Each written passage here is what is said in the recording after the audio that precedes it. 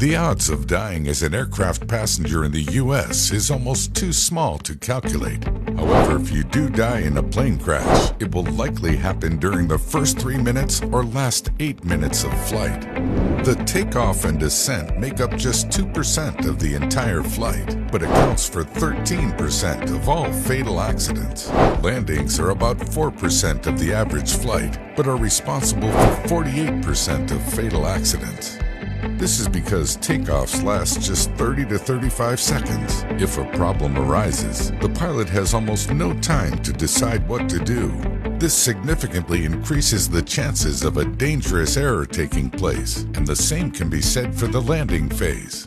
Ultimately, it's both easier and safer for a plane to cruise than to land or take off. Imagine you're in the air and both engines shut down. Because of the high velocity, the plane will continue to glide. A typical airliner loses about a mile in altitude for every 10 it moves forward, giving the pilot a little over 8 minutes to react. When aviation accidents do occur, they are typically caused by a combination of factors, primarily human error, mechanical failure, and inclement weather. Human error is the most common cause, accounting for about 50% of all accidents. Mechanical failures alone do happen, but they account for just a small proportion of airliner crashes. And just as driving becomes more dangerous in bad weather, so does flying. Although today's airliners are able to safely operate in nearly any weather conditions, small aircraft have to be far more careful. Fortunately, there are a number of modern technologies that help reduce the aforementioned risks, especially during the first and final moments of flight.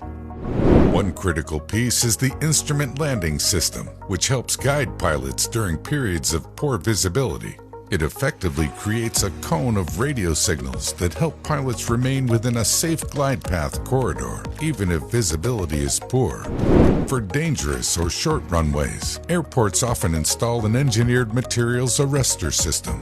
This is a foundation of materials at the end of a runway to decrease the severity of the consequences of deviation. It's designed to collapse under the weight of an airplane, gripping its tires and ideally bringing it to a stop. Other safety solutions include Air Surface Detection Equipment Model X. This technology creates a real-time map of all aircraft traffic and movement on runways. It uses a variety of surface surveillance radar, ground-based position sensors, and automation systems to give pilots and control tower staff an awareness of everything that's going on around them at all times. Future developments include using a mixture of things like sensor data, electronic ignition, and engine control with a type of surveillance technology called automatic dependent surveillance broadcasts to make landings of the future almost fully automated. Such technology, it's hoped, will help reduce pilot error to an absolute minimum.